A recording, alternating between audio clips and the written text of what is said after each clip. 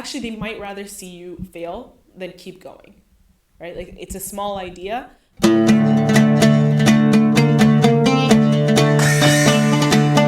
Action. Hey guys, welcome back to Keep It 99, the most edifying podcast in the world, and I'm here today joined with very special guests. That's very rude to say that. But Monika, thank you for coming onto the podcast. Thank you for having me.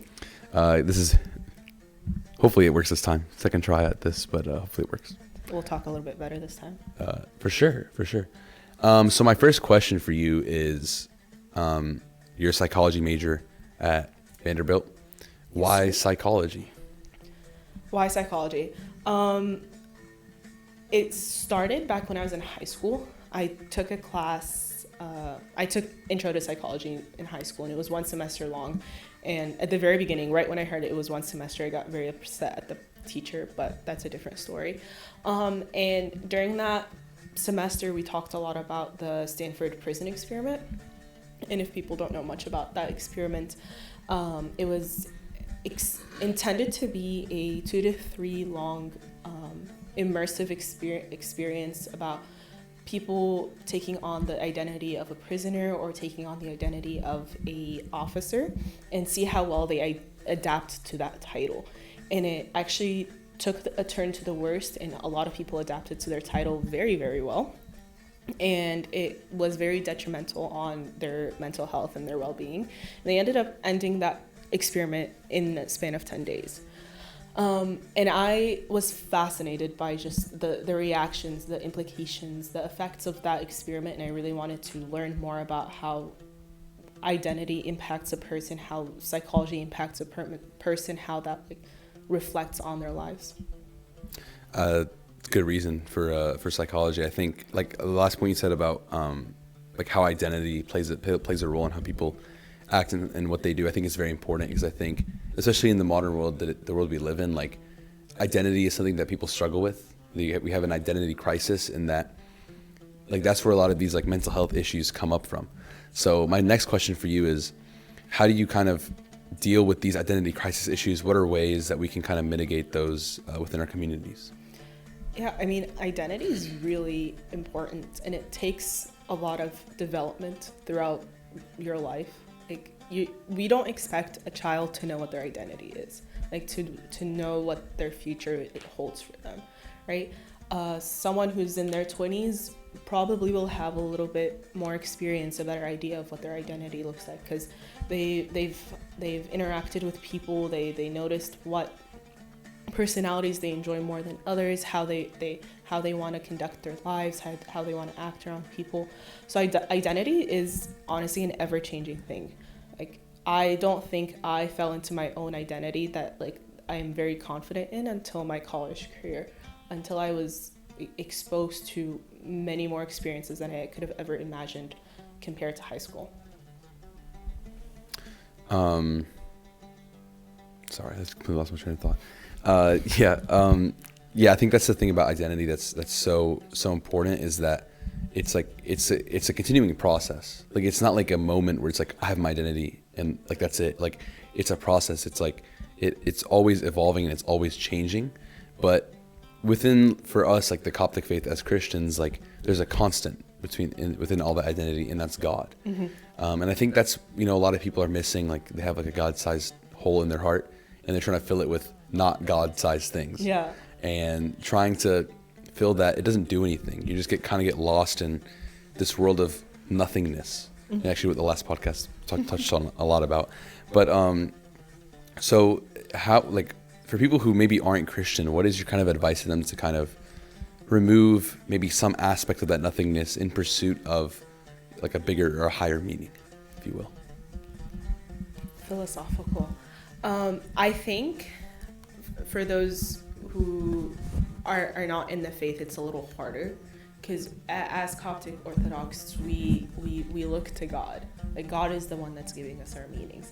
Those who don't know that they need to look to God are a little lost. Like they find meaning in the little things in the day-to-day that are not like that are tangible, right? But they're not everlasting.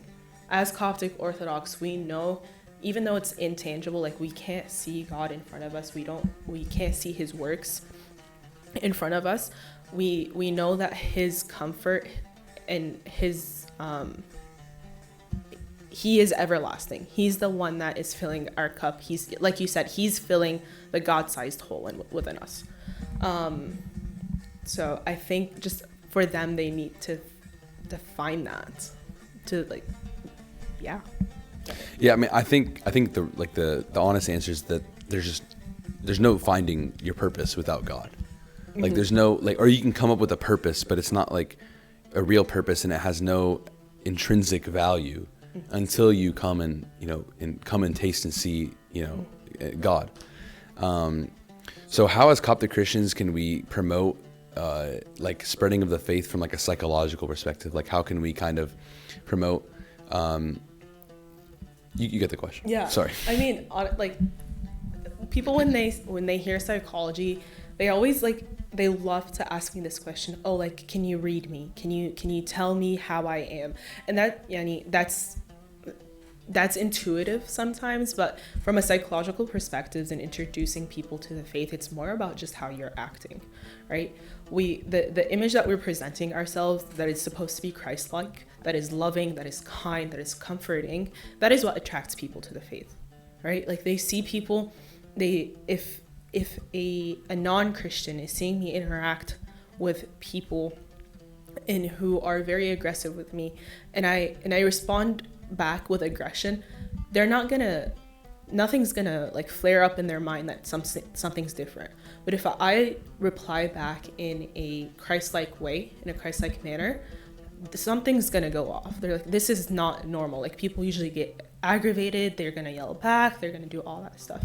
So the way we act is very crucial in the attraction of to bringing people to the faith.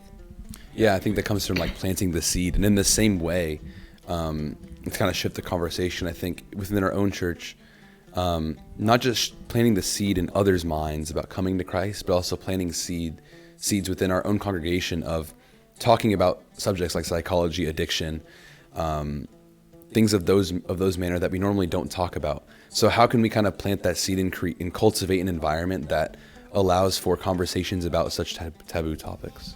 I think it starts within like an individual's friend group, right? For me, I've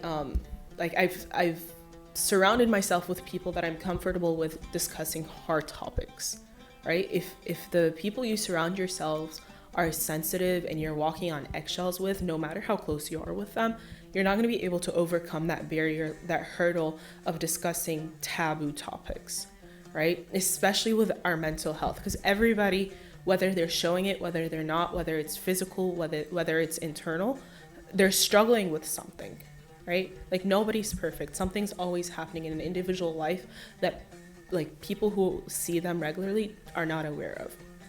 So I always promote just talk with your friends. Like always have that tough conversation, just like point out like, hey, I'm struggling today. And then if they are good friends, they will come and they will support you and they will do everything that is needed through God's will, if they're godly friends as well. Yeah, I agree. And I also think like an important distinction to make is that a lot of times at church we feel like we have to put on like a perfect image of ourselves. We have to put on like everything's good, we're chill, like we're like we have to show to everyone that we're, we got it. But in reality, the church is a hospital. And if I went to like a hospital and I'm a sick person, I'm like, no, I'm good. Like, yeah, Christ said that he's not coming for those who are healthy. He's coming to comfort the sick and the needy. So that's what I agree. The church is supposed to be like that. Yeah. So if we come and we're like, nah, we got it, then what's the point? Like if you went to a hospital and you were sick and they asked you what's wrong and you said, nah, everything's good. Like you're not going to get healed. You're not going to get cured. Nothing's going to happen. You're wasting your time and their time. Exactly. You're wasting resources, time, money, everything. The same way, like coming to church, like if you're coming and your heart is not in a place of I need help or I need Christ to come and touch me at the table, then you're missing out on the entire purpose of what the church as an institution of what it is. So I think as a church, from a standpoint of leadership, like there needs to be ways to kind of promote talking about these topics in ways that kind of forces this idea that maybe not forces, but cultivates this idea that the church is a hospital. So how do you think the church as an institution can kind of formulate those seeds, if you will? I think if people hear it enough, right? Like in our church services, in our liturgical services, we always have sermons, we have retreats, we have, we're just always hearing people talk to us, right? And like, hearing people talk to us about spirituality, about how we get closer to God is always beneficial. Like I will always look forward to learning more how to grow my spiritual life, how to fill my cup with Him, how to fill that godly hole with Him. But I also think we can introduce those topics through those types of conversations. Like during liturgy, after our gospels, during our gospel sermon, if just a little seed is dropped about mental health that relates to the sermon itself. Or there's a really, I don't know if it's still happening right now, but there was a service where one of our consecrated sisters ran, and she just spoke about the development of a child. Like how, as a child, like how are they growing? How's their brain developing? And then she would incorporate Christian aspects into that development. Like, yes, this is the scientific progress of a child, but this is how you integrate the spirituality within it as well. So just having these open conversations plants the seed, and then if people are interested and if people are welcoming to the topic, that's how it grows. So it's a two-way street. Yeah, I mean, and I think like the point is that people are always craving for it. People always are always whether they realize it or not, they're looking for that place to have those conversations, to talk about those things. But it's like this idea that no one can know this about me, take this to the grave, which is such a not Christian idea, that to be like hidden and away from like the people around you that you surround yourself with. But I think personally, like the biggest issue I have with maybe talking about these conversations or having these things has to do with the culture that we've created, being persecuted Christians from a different country coming in as immigrants. Like there's so many barriers in that create a culture that is very sheltered and very like stick together, like closed-minded. So how can we, I guess is kind of answering a bigger question, but how can we break through those little barriers of our culture in order to facilitate these conversations and to continue to grow the seed, not just with mental health, but with evangelism in general? Mm-hmm. I think it's if the individual has the ambition to break through that barrier, because a lot of individuals are very willing to just stay in that little bubble of comfort of what is normal to them. They don't want to change anything. But if an individual has that ambition to break it through, it takes a lot of prayer, and it takes a lot of support outside of the individual, right? Like if I had to break a barrier, example, I'm going to take hypothetically, actually it's not a hypothetical, it's very true. The Nashville community is known to pursue the medical career, right? I myself started college thinking I was going to pursue that path, right? But I broke that barrier through a lot of struggles, through a lot of prayer, through a lot of conversation, because I had that ambition. I wanted to seek something else that God instilled for me. I know that this is the path that God is leading me, but I had to go over the hurdles through prayer, through my spiritual father's support, through having conversations about people with professionals, exploring that aspect. But if someone has the ambition and doesn't do anything about it, we can't break barriers. Yeah, I think again, like you said, it starts with the ambition. I think, for example, this podcast is one of those things. There's not many Coptic podcasts out there, but it's something that there's definitely a need for. There's definitely a need for different types of content within the Coptic world. But you're right, it comes from ambition. This idea that keep things the way how they are, Like for me, it's obviously our church is very traditional, it's apostolic. So there are certain things that, yeah, you keep it as they are, but there are also things that you improve and you continue to add on to. And I think conversations around mental health is one of those. Talking about ambition, right? Sure. Thank you. Thank you so much. Continue. Like people are excited for you at the beginning, right? And then they love the idea. They're gonna support you in everything, and then they're gonna see, oh, they're gonna continue this, and oh, they might be successful in this. That's where people fall off. But why? Why? Like seriously, like I actually want to know why. Okay, so personally, I think if they're truly people who love you, who support you, they're gonna support you throughout the entire thing, right? Through the highs and lows. Like you can talk to them like, oh, the podcast this week, like I don't have any idea. I don't know who I'm gonna be putting on, right? They're gonna brainstorm with you. They're gonna be like, okay, let's problem solve, right? There's other people who don't care about your ambition, who don't care about your successes, who don't care about what you're doing. Actually, they might rather see you fail than keep going, right? Like it's a small idea. Oh, he's gonna do it for a couple months, whatever, let him be. But that's not just like, that's everywhere. People will you're gonna have two sides of a coin. People will love you, support you through everything, and then people who want to see your downfall. So the individual, like talking about barriers, need to keep pushing through that ambition, right? Through that lack of support, through that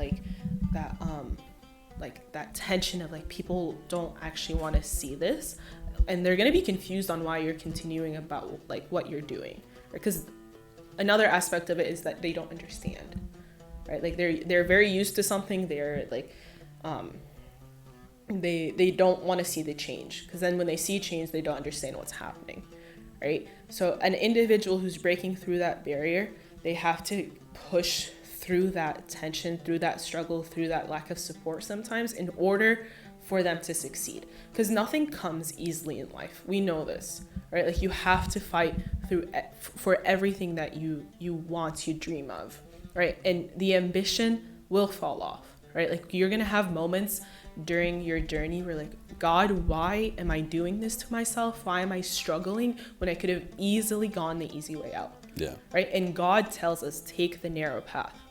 Right? Take the narrow path when even when it seems like everybody else is taking the easy way out. Because that's how you succeed. That's how you stand out. That's how you break barriers. You're right. 100% right. I mean, I couldn't have said it better. And I also think like the idea of like not caring about what others think, like not in that way, but in a way where it's just like, you know, like you do what you're going to do, because like no one's going to stop you. That type of mentality where it's like, I have a goal. I'm going to reach that goal. Mm-hmm. I said I'm going to do this for this amount of time, this amount of episodes, whatever. I'm doing it for that long. I think that's a very important thing. And going back to the mental health, I'm back in it now. Like goal setting is so important. Mm-hmm. And I think that setting yourself like realistic goals, not just in your secular life, but specifically in your spiritual life, play a very big factor into your mental health. I know, like for me personally, like I have a little notes page, or not notes page, in a notebook. I wrote down like my goals for the year. Resolutions. Yeah, like resolutions. Actually, I was reading. I don't call them resolutions today. though. I call them goals for the year. Okay. Because I don't believe in resolutions. That's a whole nother story. That's like on the topic of baptism, but we won't go to there. But they're goals for the year. So actually, they were on my home screen for a while, and then like changed my home screen and stuff. But I looked back at them the other day, because it's kind of nearing, kind of close. Like we're in the last like month-ish of the year. So I was looking at them and I was like, man, how many of these did I not? How many of these like 10 goals did I just not do? Mm-hmm. And like 9 of them. But it's not about those 9 you didn't do. It's about like the one that you did do. Mm-hmm. And honestly, like some of those goals were so attainable, so easily I could have done them, but just never got the chance to. Mm-hmm. So the thing is, like, I think setting realistic goals and setting a lot of them, and then setting smaller goals to reach that bigger goal, I think is the best way to. Yeah, I think with goals, like we can go through like the logical route and to like explain the SMART goal ideology. If you don't know what the SMART goal ideology, go look it up. But for me, I think if I'm setting a goal for myself, I'm having someone keeping me accountable, right? Like I think accountability is such a strong factor in like accomplishing anything, right? Like for example, I am currently training for a half marathon, right? And at the beginning, I didn't take it seriously. I was like, oh, like I'll run. I'll know when to do it, whatever. But I had someone who's training with me who kept me accountable. They're like, Monika, did you run this week? How's your running this week? How's your pace? What are you doing to prep for this half marathon? Because I can't just show up on the day of the half marathon and just run 13 miles. My body can't handle that. Like mentally, physically, just can't. Right? So yeah, you said like set that goal and like small goals behind it. Perfect. The second step is to have someone holding you accountable. Have something holding you accountable in order to keep that motivation to getting to that goal. And I think that accountability is so important because we are relational beings. Like we're built to be in relationships. We're built to have friendships. We're built to talk to people about things, not just do the things. So if that's how we were designed, then and a lot of times talking about like not just goals, but also when it comes to addictions or like taboo topics, like we try to talk to our like just between like us and God. Like we try to use this idea just us and God, but like we on the last podcast we talked about like the only way to ever get through an addiction or get through something that really pulls you down is you have to have people that keep you accountable. You have to have people you talk to about it. You have to be comfortable with opening up about it. And I think that's one of the steps the church can take, you know, in a direction that to institutionalize groups like that will create not just obviously getting rid of those addictions and all that, but also to promote a positive mental health, because as Coptic Egyptians, we're very good at the spiritual health. We're okay at the physical health when we feel like it, but the mental health is just like, what even is that? That's not an idea. Like emotional and mental health, like who cares? Grow up, suck it up. And if it makes sense if you look at, you know, our parents, you know, they immigrated, they didn't have time or space or anything for emotions. So it makes sense that we were raised that way, but that doesn't mean it's necessarily the most edifying way to live life. So it's definitely, I think that's a culture change that needs to happen in the church. And I'm trying to think of another question. I mean, I 100% agree, but I also think the idea of me and God, and like God knows what I'm going through and he'll support me. Yes, he will support 100%. You. But yeah, sorry. Yes, disclaimer, no, yes. But like God will support you if you take action. And he'll also support you through other people. Yes, like this conversation, it reminds me of confession and repentance. Growing up, I always had the questions like, okay, I'm repenting to God. Why doesn't God just forgive me right there? Right? Like, I have to go to my father of confession. I have to be held accountable. I have to feel that guilt and shame of what I've done in order to speak to someone else about it, a human being in front of me who knows me, and then I can receive the absolution and have my sins forgiven, right?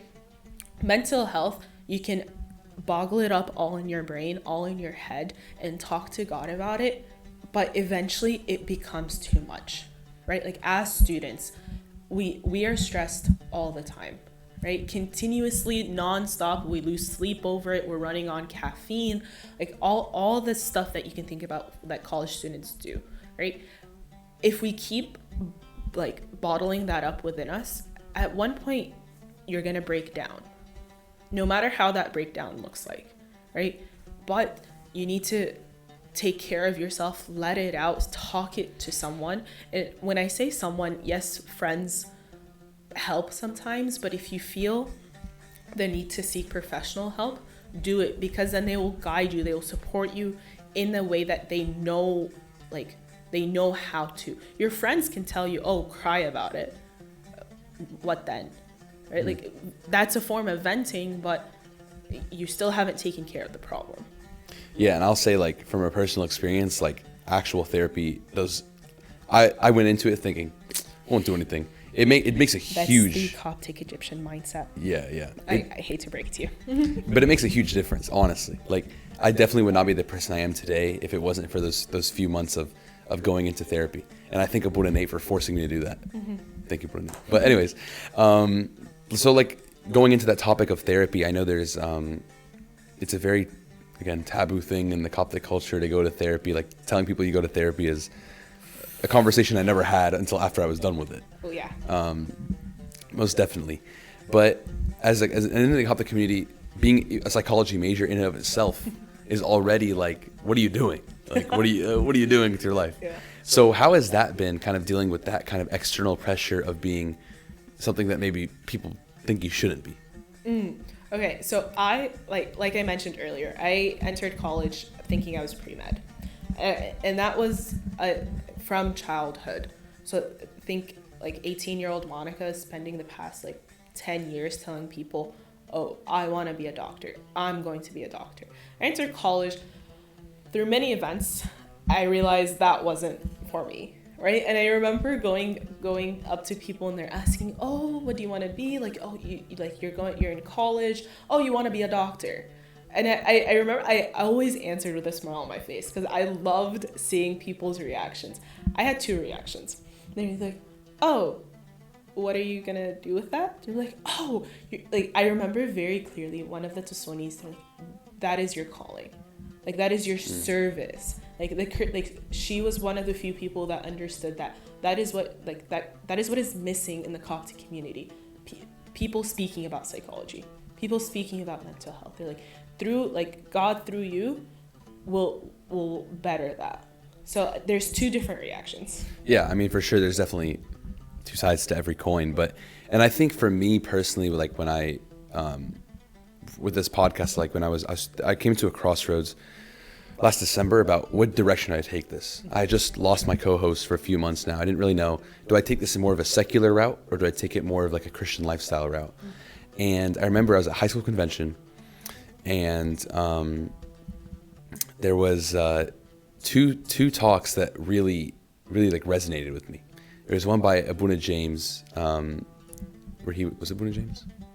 I think so. We'll say it was. Might not. No, it was Abuna Joshua. Thank you. That's who it was. Abuna Joshua. I didn't do anything. I know. I just said thank you to myself, to my mental head. But Abuna Joshua, and he gave a talk about addiction and about like drug usage and like went really way too in depth. Like I learned more about drugs that day than my entire life combined. And I didn't realize how much of an issue it really was in the Coptic community until I heard other kids like talking about it, raising their hands, asking questions, like, and I was like, man, this is actually like a real issue. And then we had a later talk about pornography, and it was given by Tony Hasaballah. He was from Nashville. Yes. Yeah, he's from Nashville. He is. He's also a fellow psychologist. Yes, he is a fellow psychologist. And I remember that talk to me, like just like him explaining it and explaining the psychology behind it and all those things. That's when I knew that what this podcast needed to be. This needs to become a service, like you said. Because he also incorporated the faith in his conversation. I've attended many conversations with Tony Hasaballah about many aspects of mental health. Something that I hope to do in the near future is that when I talk about psychology, when I talk about mental health, I'm also incorporating our spirituality in it. Yeah, 100%. Right, and that's what makes these conversations like the ones that you had with him impactful, right? Because it's a very secular conversation, but we struggle with it as Christians. So how are we going to incorporate our lives, the way we live, through stuff that we continuously struggle with? Yeah, because we're physical and spiritual beings. Mm-hmm. So we can't just talk about the physical stuff and ignore the spiritual stuff, and we definitely can't do the opposite. Especially in Orthodoxy. Orthodoxy is the perfect balance between spirituality and the physical church. That's why we have all these icons and the incense and the hymns. Like that's why because there's a physical aspect to the spiritual worship. That's why the sacraments have physical aspects. That's literally what they are. Physical things that have a spiritual action attached to it. And that's the beauty of God, right? Like God understands as humans, as humanity, we need that physical aspect, right? In order for something to make sense. If everything becomes spiritual and we can't really see anything, it becomes really hard to know something is happening. But through the sacraments, through their liturgical services, through witnessing the iconostasis behind us, we can see, like we can have something to look at. We're using our senses to understand how that's impacting our spirituality. And there's a great psychology behind that in and of itself. That it's that the church is has everything. Like a lot of people, like this is like a question that always comes up is like, why isn't the church fit for the modern world? That's not true. It is fit for the modern world. It's just we are very bad at making it into that. But the church has an answer for everything. And I think that's like the silver lining in this whole conversation of we struggle with talking about mental health, we struggle with talking about all these things because there are ways to talk about it. And the church has those written in it and written through it. But it's how do we take that and implement it into the world we live in today? Mm-hmm. So my question for you is, how do we do that? How do we take all the sayings of the Desert Fathers and the patristic writings and the liturgy and the Bible, and how do we package it all together in the modern world for the terms of psychology, mental health? Mm-hmm.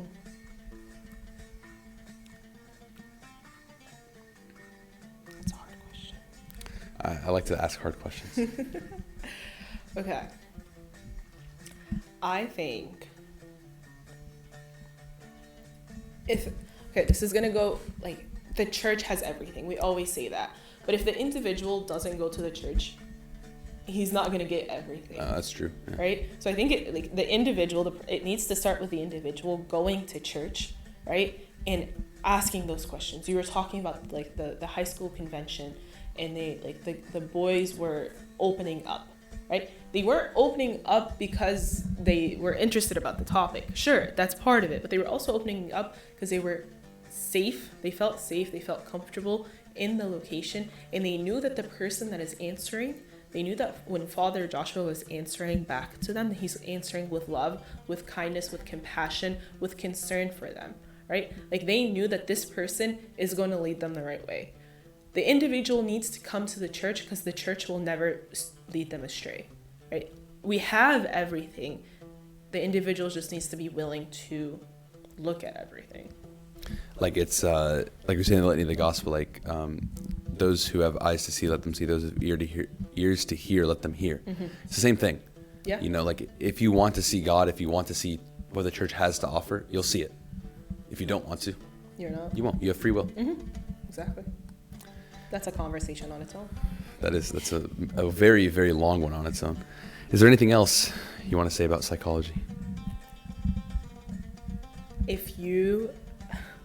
don't know if you want to wrap it up, but I think if you... I mean, keep talking, that's up to you. I just ran out of questions. No, I think, like, I was going to say, if you are a person who is struggling with mental health, seek professional help. And it doesn't, like, you can seek professional help, and you can also seek the church fathers. Right? Like, we know that the church fathers hear and see, and they don't know everything, but they see a lot and they hear a lot. Yeah, and they definitely hear a lot. Yeah. This is one of the things about confession. I think, like, people always like, what if Abuna judges me? He's probably heard what you're about to say 10 times today, and you'll hear it 100 times tomorrow and 100 times a day.